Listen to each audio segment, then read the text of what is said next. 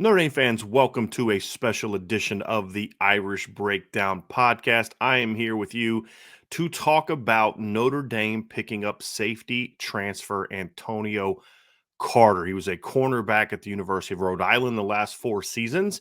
He comes to Notre Dame with 2 seasons of eligibility remaining. This is a big pickup for Notre Dame. I'm going to dive into the backstory, how it happened, talk about Antonio's career, the fit, the impact, all of that. But this is a big pickup for Notre Dame. And the transfer portal has been pretty good to Notre Dame. We're going to talk about that later this week. But let's talk about Antonio Carter. Obviously, Antonio Carter is a transfer. He is going to be a member of the Notre Dame secondary. He did play cornerback at Rhode Island, as I said, but he's being recruited by Notre Dame to play safety and perhaps some other positions. Notre Dame does love his versatility, but he's primarily being recruited to play safety. Let's talk a little bit about his background. Antonio is from Orlando, Florida, played at Oak Ridge High School in Orlando, went to Rhode Island, redshirted as a freshman in 2019, and then 2020, obviously the COVID season really jacked up the FCS season. Rhode Island only played 3 games.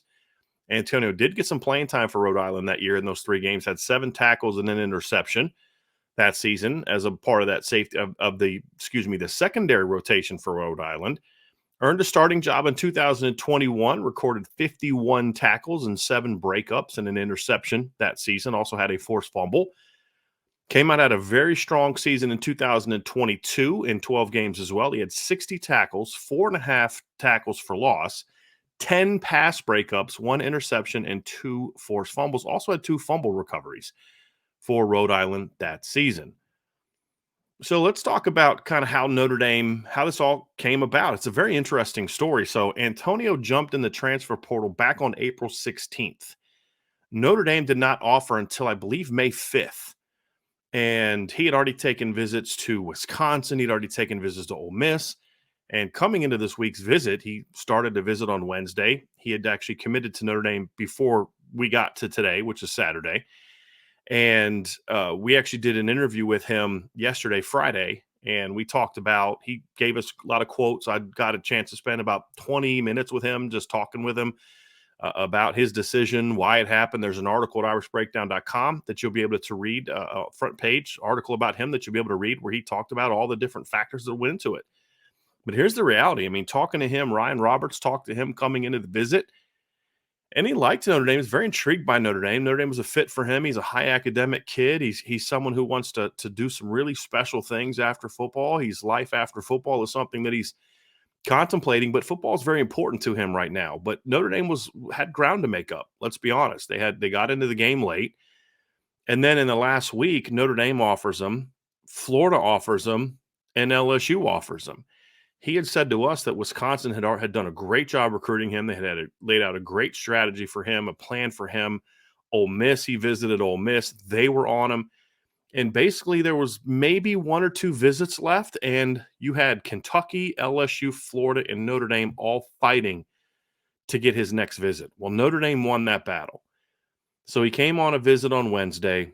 Clearly, like I said, Notre Dame had some ground to make up. By Friday, he had committed. Now, talking to Antonio yesterday for the interview, one of the things he said was he kind of knew early on, once the visit started, that this was going to be a good fit for him. And you should read that article. He talked a lot about why he did it, felt comfortable at Notre Dame. The fit was there. The Notre Dame staff did a great job of explaining to him how they were going to use him and how his strengths as a player fit so well into what they do. We'll talk about that here in a little bit as well. But Notre Dame really just knocked the visit out of the park, as we like to say here, did a great job with that. And he's also a young man that the academic piece was going to be very important to him. A lot of times grad transfers, he's a grad transfer. You know, the master's is nice, but they want to focus on football. Well, his situation is unique because he has 2 years of eligibility remaining, even though he's a graduate, because of the COVID year. He redshirted in 2019. The COVID year, even though he played 3 games and his entire team only played 3 games, that year obviously doesn't count based on the NCAA rules. So he has 2 years left. So the master's part was very important to him. And we talked about, you can read the article. We talked about, what he wants to do after life and how football can play a role into that. We also talked about wanting to win a championship and how the team aspect of what he was trying to do was so important to him, and that really factored into Notre Dame's ability to get him. One thing we've said at Irish Breakdown really for a while is that this Notre Dame coaching staff and this team is not afraid to talk about, hey, we're playing for championships. We want to win a championship. And that really resonated with Antonio. And so obviously that's how Notre Dame was able to go from playing from behind coming into the visit to where before the visit was even over, he was done. No more visits to anywhere else. He's making his decision. And then, of course, he announced it on Saturday night around 7 o'clock. He announced his final decision. So what kind of player is Notre Dame getting? Let's talk about Antonio Carter as a player. First thing you'll see, good size. He's 6'1", 200 pounds. The next thing you're going to see, he's very strong. And especially for a cornerback, when you watch him play at Rhode Island, he's got some very good film. They played this past season against Pitt, so that's some really good film to watch because you see, how does he stack up? It's you get the concerns people have. Look, he's coming from the FCS level. It's a lower level of competition, and that's all fair. Just keep in mind that this conference that he plays in has produced a lot of players to the Division I level that have become really good football players. Obviously, Jared Verse, the defensive end at Florida State last year, who's a preseason All-American caliber player, people project him to be a first-round pick. He transferred to Florida State last year from that league. So they've had a lot of kids transfer from that league. South Carolina's top receiver this past season, Antoine Wells, who Notre Dame faced, obviously, in the bowl game. He transferred from this conference as well before James Madison jumped up to the Division I level for 2022. But in 2021, he was in the same conference that Antonio Carter played in. So it's a good conference. It's one of the better FCS conferences. They put a lot of kids, obviously, into this level since the transfer portal started. And he was a guy that stood out there. He was a good player there, and he was obviously held his own against Pitt. Was targeted 3 times, only gave up 1 catch for 6 yards in that game. Strong tackler. That's the other thing that you notice is he is a really, really good tackler. And as we know, this has been an issue for Notre Dame at the safety position in recent seasons. Notre Dame safeties really have struggled tackling, not only just being good in space, they're not great in space, but also it's not an overly physical safety group. And other than Kyle Hamilton the last couple of years, there isn't anybody that's really been able to provide some thump. Even though this kid played cornerback, when you watch the film, this kid will smack people, and he's a very physical corner, does a great job of block destruction on the perimeter. As I mentioned, he had 111 tackles the last 2 seasons. But when you look at his numbers, it's not because he's given up a lot of receptions. He had 61 tackles this past season. I'm trying to remember this off the top of my head, but I believe at Pitt or at Rhode Island this past year, he only gave up 29 completions.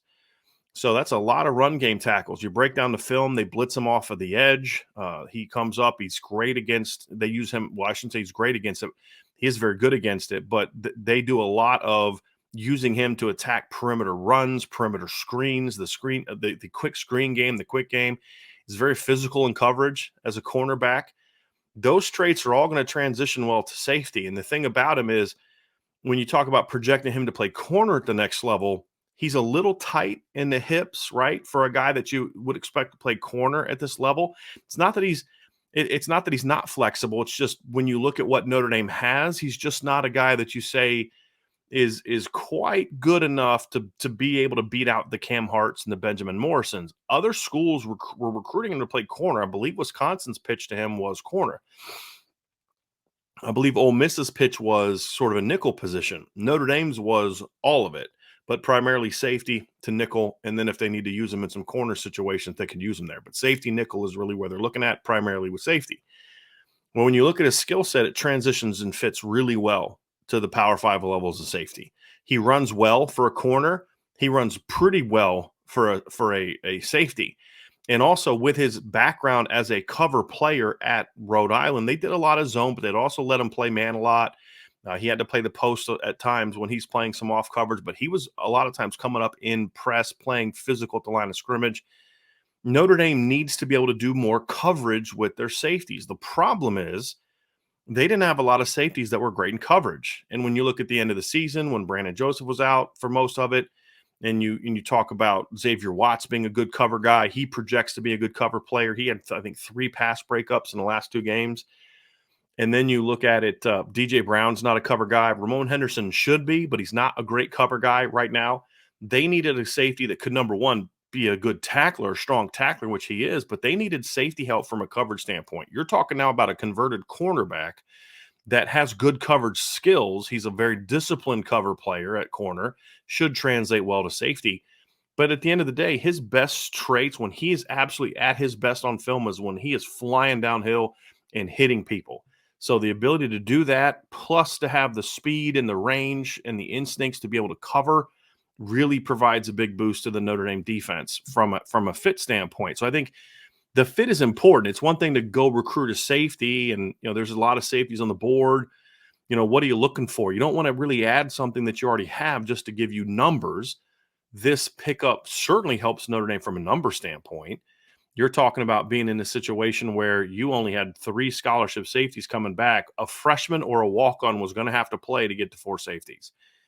Landing Antonio Carter means that you don't have to play a freshman now. You now have 4 guys that are safeties. So I think just from a pure safety standpoint, from a pure number standpoint, this is a good pickup. And I think that's the first place that you need to start when you're talking about the impact that Antonio Carter can have. The other part about it that's really important for Notre Dame is the playmaking ability. And I think that's something that really stands out. I want to pull some numbers up here just to kind of give you an example of what I'm referring to here. So you look at Antonio Carter's numbers from this past season: 60 tackles, 10 pass breakups, 1 interceptions, 2 forced fumbles, 2 fumble recoveries. If you look at Notre Dame's 3 returning safeties, so that'd be Xavier Watts, Ramon Henderson, and DJ Brown, they combined for 110 tackles, 5 pass breakups, no interceptions, and no forced fumbles. Now, context, right? So if we're going to be fair, he's playing at the FCS level, although he did have a breakup against Pitt and 3 tackles against Pitt, only gave up one completion for 6 yards in that game.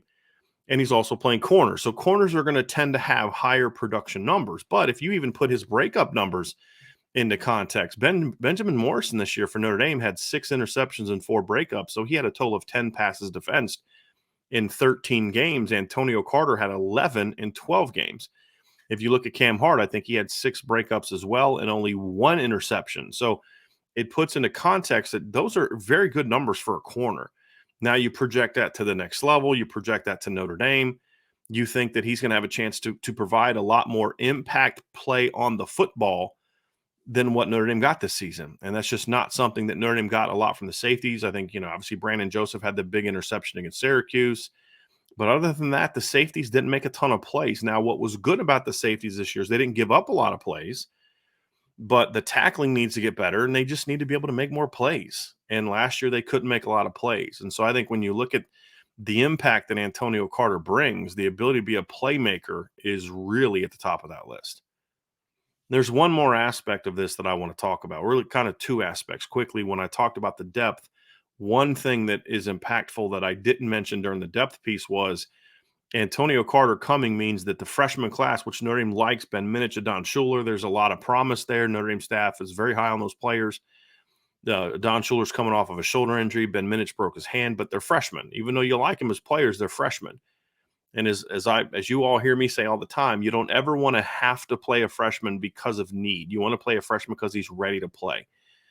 What this does now by getting Antonio Carter, it means for the freshmen, you don't have to play them this year. You play them if they earn playing time, but you can allow a Don, for example, to get healthy with the shoulder. Perhaps this helps enhance the opportunities to redshirt him, which is something I would love to be able to do. I don't normally advocate for redshirting defensive backs, but with a Don's shoulder injury, I would love to make sure that doesn't become something that's problematic down the road. Ben Minich is a guy that also I wouldn't be completely against redshirting, but he'll be a little bit tougher to redshirt because of his ability to play on some special teams, and he doesn't have the same injury that Don had. He broke his I think a finger or a thumb. Honestly, it cost him the rest of the spring, but if you're in the fall, you put a cast on that sucker and you go out and play. I mean, that's usually how it goes. And so there was no need to risk that during the spring, but it wasn't a debilitating injury like a Don Schuler had with a shoulder. So this allows you to take your time getting a Don out there and make sure that he's getting healthy. And it also means that if Ben Minich is playing, it's because he's earned it and he's ready to play, barring there being injury. And then if you were in a situation, if you didn't get Antonio Carter and there was an injury, now both of your freshmen had to play. And so now Notre Dame is in a situation where they're going to need an injury for a freshman to have to play. And if they can stay relatively healthy, none of the freshmen have to play this year. That's important. Here's another reason that this pickup is very important for me. This is going to have a big impact on Thomas Harper. We're going to talk about the transfers here. I believe on Tuesday's show we're going to talk a lot about the transfers in this just transfer class. But one of the things I liked about this class is a lot of the pickups that they got in the transfer portal were guys. The position players were guys that impact multiple positions, and that's important for Antonio Carter. So when you look at the safety depth chart, the safety issues, the lack of players, one of the things that Notre Dame might have been forced to do was to play Thomas Harper at safety. Now, if you aren't familiar with Thomas Harper was a grad transfer that came to Notre Dame as well in the portal this year, but he came back in January. Notre Dame got him into school early. He went through spring practice with Notre Dame, didn't do a lot of the contact stuff because he was coming off of an injury, but there was a lot of things he did. He did one-on-ones. He went through drills. He was able to learn the defense, and he was a guy that was at Oklahoma State, was an outstanding nickel. Now, as part of the nickel package, and we broke this down at Irish Breakdown when they first got him, I had an article about this, but Oklahoma State did a great job of moving him around. So he would be a nickel, but then if they wanted to roll their coverage or show something different, he would kind of go back and play like deep safety in the field. There was times he was playing sort of the boundary safety. He would move around a lot, but he was at his best when he was playing on the second level, playing nickel. He was very good in coverage. His coverage numbers were actually better than Tariq Bracy's, and I thought Tariq Bracy had a very good year for Notre Dame, but his coverage numbers were better. He brings a little bit of a bigger body to that position, but he's also a guy that could play safety. Well, with Notre Dame having the safety issues, they were going to have to cross-train him. Well, to me, that takes away from what made Thomas Harper the caliber player that he was, that made him attractive to Notre Dame. You didn't recruit Thomas Harper to move him to safety. You recruited Thomas Harper because you lost your nickel, Tariq Bracy. Your next nickel is Clarence Lewis, solid player, but you can upgrade there, and Thomas Harper's certainly an upgrade there. And so having to cross-train him, to me, would have been concerning.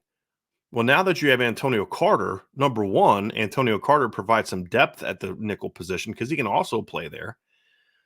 But number two, now, if he's there, there's really no more need to cross-train Thomas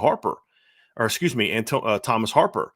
You can now leave Thomas Harper at nickel, maybe do some things with him, or at least he knows the coverages to where if you had a couple injuries in a game, you could move him back there and kind of get out of it. Maybe, insert Clarence Lewis into the nickel spot if you had that situation, and then Thomas could go back and provide you some depth snaps at nickel or at safety, or if you were in your base defense, he could be part of the safety rotation, and then you could, bring somebody else in as a safety when you went to your nickel or dime packages. But that's more of now an emergency situation where you were almost it was almost a necessity prior to Antonio Carter picking Notre Dame that you're going to have to cross-train Thomas Harper. So I think getting Antonio Carter not only improves the safety depth chart and is a guy that, to me, depending on how quickly he can learn the system, he'll have a chance to push DJ Brown and Ramon Henderson. At the very least, he's going to be part of the rotation. And the quicker he gets caught up to speed, the quicker he gets comfortable in the rotation, the more time he'll play. I'd be really surprised if pretty early on we aren't seeing him at least part of the nickel package where you're getting a better cover player on the field. Maybe they like DJ Brown on base downs because DJ knows what he's doing. He's a veteran and all those type of things, can get everybody else lined up. But to me, when you're in situations where you need a safety to cover or play in space, Antonio Carter is going to give you a much better matchup there than DJ Brown is. And so this gives you some insurance in case Ramon Henderson doesn't have the breakout we hope and need that we hope he has and that he needs to have. But this is a guy that gives you some depth there at the very least. Can also help you at the nickel position, but now you have that depth. Now you can really lock down Thomas Harper in the nickel. Obviously, Notre Dame's already loaded at cornerback with Benjamin Morrison and Cam Hart. They were ranked as the number 6 cornerback duo. Well, really, cornerback depth chart in college football, according to Pro Football Focus, I would argue they're higher, but 6 is okay. I mean, still pretty good. So you're already good at corner. Now you're talking about you've taken a big step towards solidifying the safety position, which we said even as recently as past week is the biggest question mark on the team. I don't think this answers all your questions at safety because some other guys, I mean, you still need Ramon Henderson to play better. Xavier Watts needs to kind of build on how he finished the season. TJ Brown's got to shore up his tackling. So there's still some question marks there, but you added a talented player that has production in his history, and you've shored up at the very least your numbers. And so I think that is where the impact for Antonio Carter comes from. So great job by the Notre Dame coaching staff to get on this kid. Again, they got on him late. They got on him 3 weeks, I think, after a little over 2 weeks, actually, almost 3 weeks after he went in the portal. Before they got on him, were able to beat Florida and LSU and Kentucky for that final visit, and did a great job during the visit, showing him how he fit in to where he was not necessarily ready to decide this early, but he did want to make a decision somewhat early. Or somewhat soon. And of course, Notre Dame was able to really seal the deal. So huge pickup for Notre Dame, big pickup for Notre Dame. Most likely done in the transfer portal for now, although the staff is going to continue to reach out. They're now at 82 scholarships with Antonio Carter on board. So there's still some room to work with if there are some other fits out there. I would not be afraid to continue looking for more safety help. I think, obviously if you can get some, some defensive line depth, if you can get some guard depth, I think those are areas where I would always look, perhaps a healthy running back, some running back depth, although, again, not necessarily that those are not necessarily needs, but you have some room to work. You can keep your eye open for those. But I think as far as the big needs, I think Notre Dame has now filled all those. You obviously got a quarterback in the transfer portal with Sam Hartman. You've got a receiver who's no longer with the program partly because of how well the current receivers and the guys who are on the team are playing.